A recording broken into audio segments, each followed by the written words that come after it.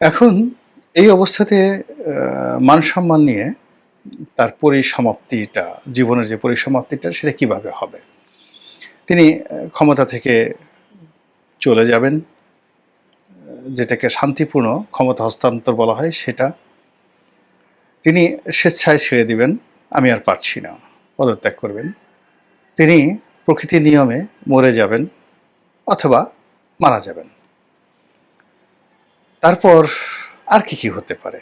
মানে আল্টিমেটলি জীবনের এই পর্যায়ে এসে তার সবকিছুর তো একটা সমাপ্তি হবে। তাকে কবরে যেতেই হবে। কোনো মানুষই অমর নয়।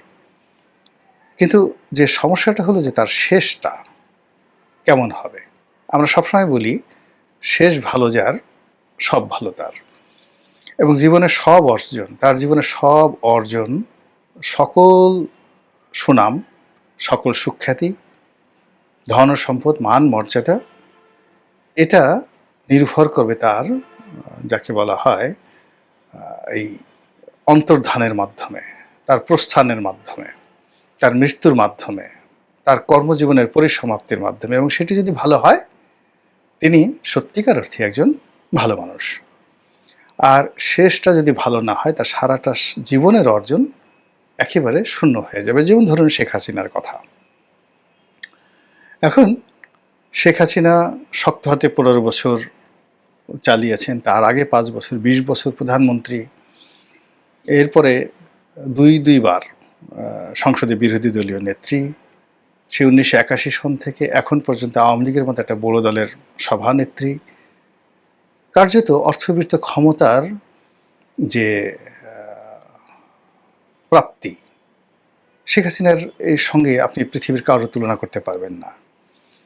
কিন্তু একই সঙ্গে যদি তার পালিয়ে যাওয়া, তার পরাজয়, এখন তার চোখের সামনে তার প্রিয়জনরা যেভাবে লাঞ্ছিত হচ্ছেন, অপমানিত হচ্ছেন, পালিয়ে রয়েছেন, আহাজারি করছেন, এটা সহ্য করা সম্ভব নয়। প্রতিটা মুহূর্ত তাকে বেদনাহত করছে এবং করবে। এটা জীবনের একটা বিরাট পরাজয়। এবং এই পর্যায়ে এখান থেকে ঘুরে দাঁড়ানো ঘটেনি, মানবজাতির ইতিহাসে কখনো ঘটেনি। শেখ হাসিনার বয়সে প্রায় ৮০ বছর। ফলে বড় একটা বটবৃক্ষ যদি উপড়ে যায়, পড়ে যায়, ওটা আর পুনরায় বপন করা যায় না। ফলে কি হলো, শেখ হাসিনার যত অর্জন, যত সুনাম, দেখুন তার সেই যে পতনের মধ্য দিয়ে সেটা তার শেষ হয়ে গেল। একইভাবে আরো অনেক ইতিহাসে বিখ্যাত বিখ্যাত ঘটনা রয়েছে। ফলে ডক্টর মোহাম্মদ ইউনূসের এতকালের যে অর্জন, তার ৮৮ বছরের জীবনের যে অর্জন, সে অর্জনটা এখন নির্ভর করছে তার পরিসমাপ্তিটা কিভাবে হবে। পতন দিয়ে নাকি শান্তিপূর্ণভাবে আরো কোনো সফলতা দিয়ে তার জীবনের পরিসমাপ্তি হবে। গত ১০ মাসে তার জীবনে যা কিছু ঘটেছে, এটা যদি তার অতীতের সফলতা ধরেন, আমার এখনো মনে আছে তিনি যেদিন নোবেল পুরস্কার পেলেন, সেদিন সারা বাংলাদেশ নেচেছিল, পশ্চিমবঙ্গ নেচেছিল, এশিয়া নেচেছিল। তার সঙ্গে সঙ্গে ওনার যারা বিশ্ব নন্দিত বন্ধুবান্ধব আছে তারাও নেচেছিল।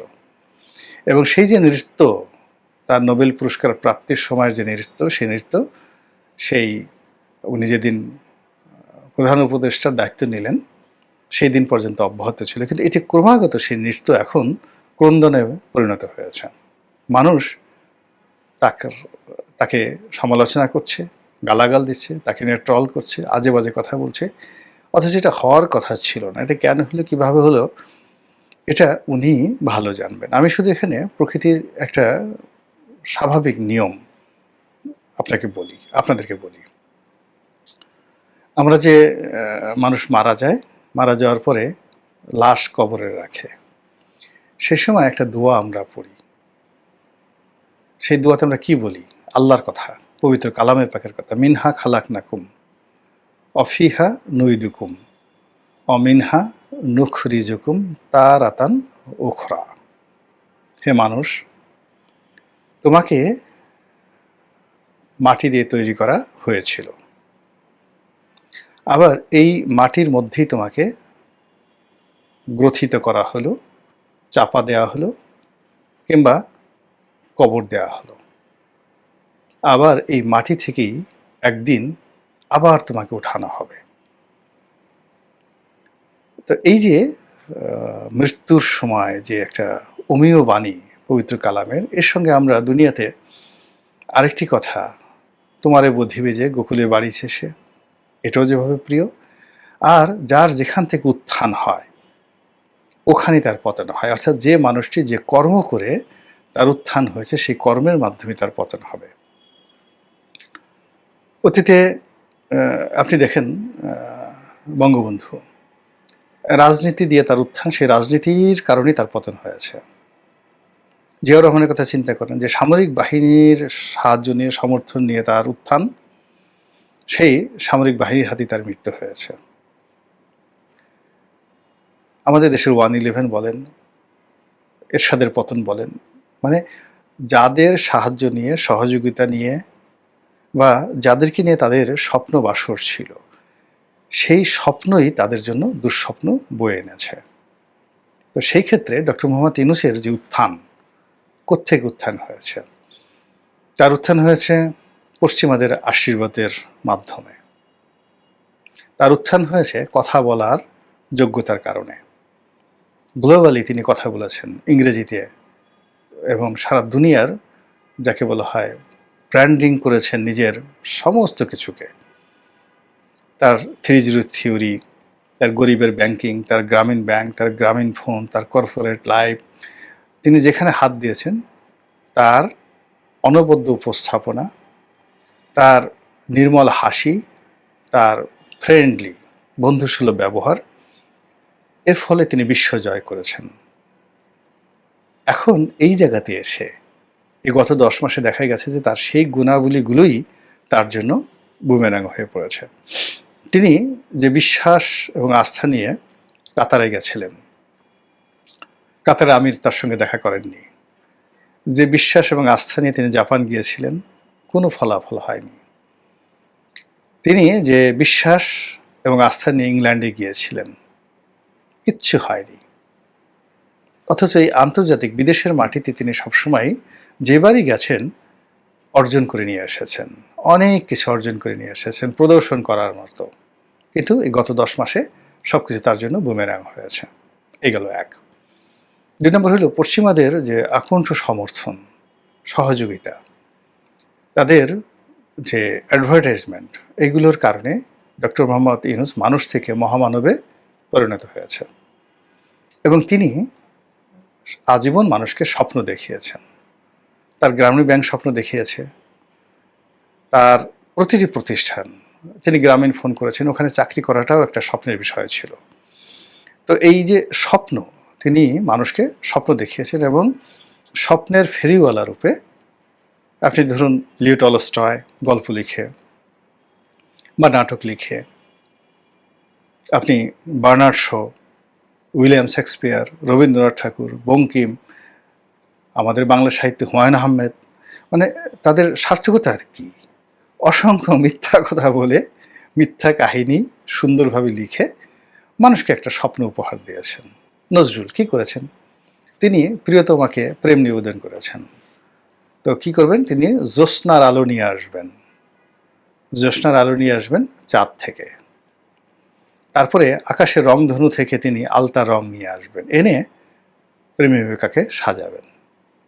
মানে তার পার্সোনাল কোনো ইনভেস্টমেন্ট নাই। সে একবারও বলছে না যে আমার পকেট থেকে 10টা টাকা দিয়ে 2টো সিঙ্গারা এনে তুমি আর আমি সস দিয়ে সিঙ্গারা খাবো আর তোমার মুখের দিকে তাকাবো। তিনি সবই প্রকৃতির হাতে ছেড়ে দিয়েছেন, এবং সেই স্বপ্নে মেয়েরা পাগল। এর চেয়েও গান হয়? তো এরকম মানুষ স্বপ্ন দেখে পছন্দ করে, মানুষ মিথ্যা কথা শুনতে পছন্দ করে, গল্প শুনতে পছন্দ করে। আপনি রিয়েলিটি বলেন, আপনাকে যদি বলা হয় যে আপনার সারা শরীরে ক্রিয়াগুলো, পোকাগুলো কিরমির কিরমির করছে, মাইক্রোস্কোপ দিয়ে যদি আপনি দেখেন, তো আপনার মুখে অসংখ্য জীবাণু, ময়লা যদি আপনি মাইক্রোস্কোপ লাগান, তারপরে শেষে আপনার পেটের মধ্যে ময়লা, অসংখ্য গ্যাস, কৃমি, গুঁড়া কৃমি, ছোট্ট কৃমি, অসংখ্য পোকা আপনার পেটের মধ্যে, আপনার নাভির গোড়ায়, আপনার লজ্জা স্থানে, আপনার সব জায়গাতে শুধু পোকা আর পোকা। এই যে রিয়েলিটি আপনাকে যদি কেউ বলে, আপনি বলবেন এই হারামজাদাকে ধর, একে পিটমোড়া করে ভালো করে বাঁধ, তারপরে ওকে মানে এক জোয়ার এক ভাটা আচ্ছা মতোকে পিটুনি দেয়, আমি দেখি এবং শান্তি পাই, ও আমাকে এই কথাগুলো বললো, অথচ সে কিন্তু সত্য বলেছে। কিন্তু একটা লোক যদি আপনাকে মিথ্যা কথা বলে, জনাব আপনি হলেন এ যুগের প্রমিথিউস, দেবতা প্রমিথিউস, আপনার মুখমণ্ডলে চন্দ্রের আভা, আপনার যে চরিত্র ফেরেশতাদের মতো পবিত্র, ফেরেশতাদের কিন্তু কোনো ক্যারেক্টারই নাই, চরিত্রই নাই, কিন্তু আপনাকে বলা হলো আপনার চরিত্র ফেরেশতাদের মতো পবিত্র, আপনি এত সুন্দর, আপনাকে দেখলে পাপ ক্ষয় হয়। পুরোটাই মিথ্যা কথা, তেল বললেও যা হবে, কিন্তু এগুলো শুনলে আপনার মন ভালো হয়ে যাবে। আপনি তাড়াতাড়ি বলবেন এই একে ধরে নিয়ে আয়, ছানা খাওয়া, মাখন খাওয়া, পোলাও খাওয়া, কোরমা খাওয়া। তো এইরকম কথার ফেরিওয়ালা, স্বপ্নের ফেরিওয়ালা যারা, তারা সবসময় মানুষ দ্বারা নন্দিত হন, মানুষ তাদেরকে ভালোবাসে। কিন্তু এই মানুষগুলো যখন রিয়েলিটিতে চলে আসেন, তখন তার সেই স্বপ্নের ফেরি করা এবং রিয়েলিটির মধ্যে বিশাল যে সমস্যা, এটা ডক্টর মোহাম্মদ ইউনূসের এই জীবনে আমরা হাড়ে হাড়ে টের পাচ্ছি। ফলে তিনি গত কয় মাসে রাষ্ট্র ক্ষমতায় বসে যে সকল স্বপ্ন দেখানোর চেষ্টা করেছেন, কথা বলেছেন, সবগুলোই তার জন্য বুমেরাং হয়ে গেছে এবং তার পতনের কারণ হয়ে গেছে। ৩ নম্বরে হলো কি, তিনি তার যে ক্ষমতায় আসার মৌল ভিত্তি, এই মৌল ভিত্তিকে তিনি অ্যাসার্টেন করতে পারেননি এখন পর্যন্ত।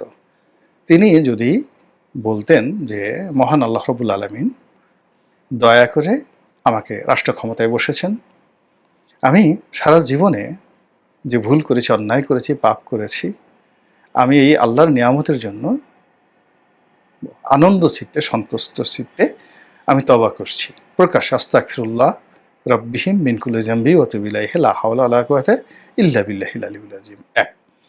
২ নম্বর হলো যে আমি সেকুলার রাজনীতি করেছি, সেকুলার জীবনযাপন করেছি, ধর্মকর্ম কখনো বিশ্বাসও করিনি, পালনও করিনি। তো আমি এই যে আল্লাহর নিয়ামত, এই আল্লাহ যে অসম্ভব, যেখানে আমি জেল জীবন জেল জীবনের সংখ্যায় অতিষ্ঠ ছিলাম, আমি প্রতি মুহূর্তে মনে হতো যে এর চেয়ে মরে যাওয়া ভালো। সেই আমাকে রাষ্ট্র ক্ষমতা যে আল্লাহ বসিয়েছেন, আমি বিশ্বাস করলাম যে এই পৃথিবীতে আল্লাহ আছে। তো তিনি, তার জায়গায় যদি আমি হতাম, আমি বলতাম যে সব কাজ বাদ, আমি আমার নিজস্ব হালাল উপার্জন দিয়ে আমি একটু উমরা করে আসব, কাবা শরীফ তাওয়াফ করব, আল্লাহ রাসূল মুহাম্মদ রাসূলুল্লাহ সাল্লাল্লাহু আলাইহি ওয়াসাল্লামের রওজা মোবারকে একটা সালাম জানিয়ে আসব। আমি এই কাজ করতাম। উনি সেটা করেননি। তিনি আসমানের মালিককে ভুলে গেছেন, রাসূল পাক সাল্লাল্লাহু আলাইহি ওয়াসাল্লামকে ভুলে গেছেন, কোরআনকে ভুলে গেছেন। অথচ যারা কোরআনের জিকির করে তাদেরকে তিনি ইনস্ট্রুমেন্ট হিসেবে ব্যবহার করেছেন, না যে ইনস্ট্রুমেন্ট, নট অ্যাজ যে হৃদয় থেকে যে না এরা দিনী ভাই, এরা সত্যি কথা আমাদের জন্য অনেক কিছু করতে পারে। তিনি সেই কাজটি করেননি। তিনি যে কাজটি করেছেন সেটা বলতে গেলে শিরক।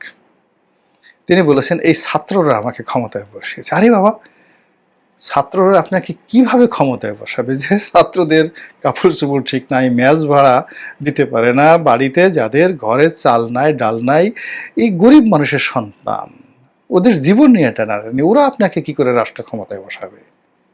রাষ্ট্র ক্ষমতায় বসিয়েছে আপনাকে আল্লাহ। আপনি আল্লাহর সে জায়গায় আল্লাহকে স্বীকার না করে আপনি বলছেন এই যে বিপ্লবীরা, ছাত্ররা আমাকে ক্ষমতায় বসিয়েছে, আমি এই ছাত্রদেরকে আমার নিয়োগকর্তা মনে করি। এটা সরাসরি শিরক।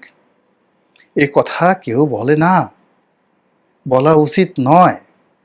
আপনার কথা হবে আলহামদুলিল্লাহ, আল্লাহ সকল প্রশংসার মালিক, আর তিনি সাহায্যকারী শক্তিরূপে আল্লাহ এই ছেলে মেয়েদেরকে যে যেটাকে বলা হয় সুলতানা নাসিরা, সাহায্যকারী শক্তিরূপে এদেরকে পাঠিয়েছেন। এরা আল্লাহর হুকুমে যে কাজগুলো করেছে, এদের এই সাহস আসার কথা না, এরা আল্লাহর হুকুমে সাহস পেয়েছেন। আর এরা দুনিয়ার এত মানুষ রেখে আমাকে পছন্দ করেছে, আল্লাহর দরবারে শুকরিয়া, এবং আমি এদের প্রতি কৃতজ্ঞ। I am grateful. এবং তাদের এই অবদানের জন্য আমার পক্ষ থেকে তাদেরকে যতটুকু প্রতিদান দেওয়া সম্ভব আই উইল ডু। এটা হলো তার বয়সের জন্য একটা সত্যিকার অন্তরের অন্তঃস্থল থেকে কথা। কিন্তু সেটা না করে তিনি বললেন কি এরা আমাদের নিয়োগকর্তা। ফলে কি হলো দেখুন, তার এই যে শুরুটা, ছাত্ররা তাকে নিয়োগ দিয়েছে, এই ছাত্ররা এখন তার বিরুদ্ধে চলে গেছে বিরাট অংশ। তিনি এখন কোন without guard, without military, without SSF ছাড়া তিনি নর্থ সাউথ বিশ্ববিদ্যালয়ে কোনো কনভোকেশনে যেতে পারবেন না, ব্রাক ইউনিভার্সিটিতে যেতে পারবেন না, স্টুয়ার্ট ইউনিভার্সিটিতে যেতে পারবেন না। সমস্ত প্রাইভেট ইউনিভার্সিটিগুলো রেগে মেখে তেলে বেগুনে জ্বলে ছারখার। তিনি এখন ঢাকা বিশ্ববিদ্যালয়ের রাজু ভাস্কর্যের সামনে আসতে পারবেন না একা একা। অথচ তিনি যদি আগস্ট মাসের ৬ তারিখে ২০২৪ সনে ঢাকা বিশ্ববিদ্যালয়ে আসতেন, বসন্ত শুরু হয়ে যেত প্রকৃতিতে। এখন এটাই তার জন্য বুমেরাং হয়ে গেছে। ফলে কি হলো, আগামীতে তার যদি পতন হয় তাহলে প্রথম উপসর্গ হিসেবে এই ছাত্র এবং জনতা যাদেরকে তিনি নিয়োগকর্তা বলেছেন তারাই তাকে পতনের জন্য টানা হেঁচড়া শুরু করে দেবে। দ্বিতীয়ত, তিনি যাদেরকে বন্ধু হিসেবে নির্বাচন করেছেন তারা তার পিছনে লাগবে। আলটিমেটলি অনেকে লেগে গেছে এবং আগামীতে আরও লাগবে। এবং সবার শেষে তিনি যাদেরকে শত্রু বানিয়েছেন এবং যাদের সঙ্গে অভিনয় করেছেন, মনে একটা বাইরে একটা, এই মানুষগুলো সব একত্র হয়ে যখন তার বিরুদ্ধে আওয়াজ তুলবেন, তখন হয়তো তার কাছে মনে হবে যে না, এর চাইতে আগেই ভালো ছিলাম, বিদেশে যেতাম, আসতাম, মাঝে মধ্যে কোর্টে হাজিরা দিতাম, শেখ হাসিনা গালাগাল করতো আর সারা দেশের মানুষ, 18 কোটি মানুষ প্রশংসা করত। এমনকি আওয়ামী লীগের লোকজনও প্রশংসা করতো, কিন্তু শেখ হাসিনা গালাগালি করতো, ওটাই ভালো ছিল।